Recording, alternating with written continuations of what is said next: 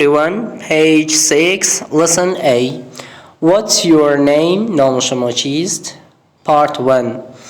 Language in context. زبان یا کلام در متن. Context متن یا بافت جملات. First day of class. اولین روز مکتب. Listen to Miss Peters meet her students on the first day of class. گوش بدیم به خانم پیتر ملاقات میکنه شاگردانش در اولین روز صنف.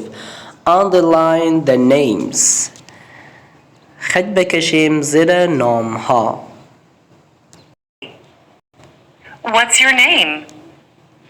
Page 6. Exercise 1. Language in context. First day of class. Hello, everyone. I'm your teacher, Ms. Peters. My first name is Linda. Hi, what's your name? My name is Maria Gomez. Hi, I'm Maria. What are your names? My name is Ricardo. And I'm Yoko. Nice to meet you.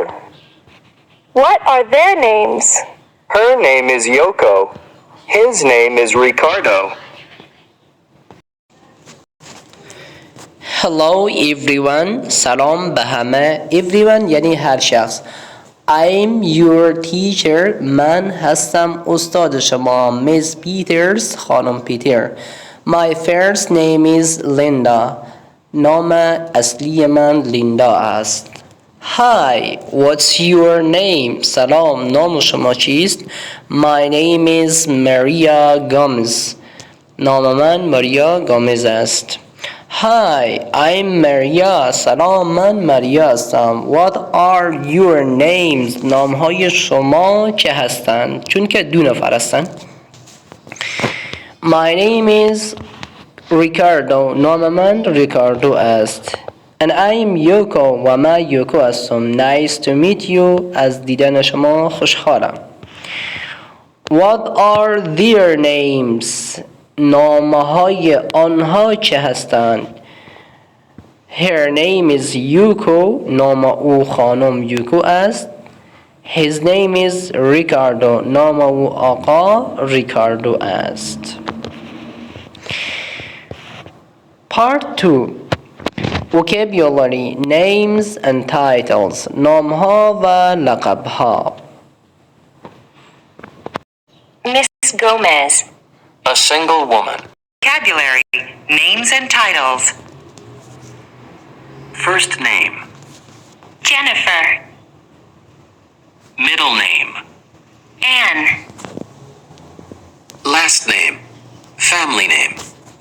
Wilson. Full name. Jennifer Ann Wilson. Miss Gomez. A single woman. Mrs. Chow. A married woman. Ms. Peters. A single or married woman. Mr. Adams. A single or married man. در زبان انگلیسی چنین نام‌های موجود است. First name نام اولی یا اصلی. Middle name نام وسطی. Last name or family name برایش surname میگویند و نام مکمل full name نام مکمل. و از چنین القاب در اول اسمها استفاده می کنند. Miss Gomez equal a single woman. یک خانم مجرد. Miss برای خانم های مجرد استفاده میشه. Mrs. Chow a married woman. یک خانم متأهل. Mrs. برای خانم های متأهل استفاده میشه. Miss Peters خانم پیتر a single or married woman. یک خانم مجرد یا متأهل. Mr. Adams a single or married man. یک مرد یا متأهل یا مجرد باشد مشکل نداره استفاده می شود. pair work کار جورایی. Complete the sentences with your own information. با معلومات شخصی خود تکمیل کنید. Then compare answers. بعد مقایسه کنید جوابات را. My first name is نام اولی من است احمد. My family name is احمدی. تخلص من احمدی است. My full name is نام مکمل من است احمد احمدی. My teacher's name is رؤوفی. نام استاد من رؤوفی است. داخل گروه این نام های خود را به اعضای گروه میگویید. در زبان انگلیسی چنین القاب موجود است. MR مستر خوانده می شود و برای آقاها استفاده میشه. MRS مسز خوانده می شود و برای خانم های متأهل استفاده می شود. مس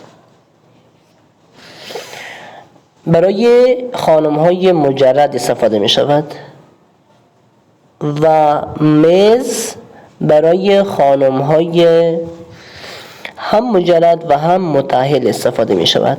یعنی آقا مجرد یا متأهل و این خانم متأهل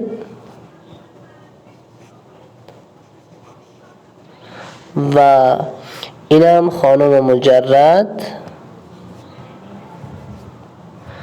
و اینم هر دو.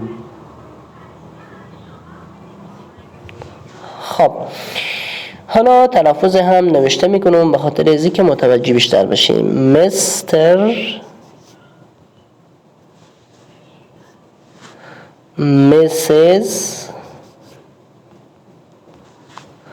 و مس و مز، اینها از القابیه. به اول هر اسم میتوانید استفاده کنید. و یک نکته دیگه هم اینه که بعد از این القاب یک نقطه استفاده میکنید. تا مثال وقتی که نوشته میکنید مستر احمد، مستر نقطه احمد، آقای احمد. کارخانگی شما اینه که شما به اول 5 تا اسم مرد و 10 تا هم اسم خانم از این القاب استفاده کنید و داخل گروه بفرستید. Have a great time. See you next station.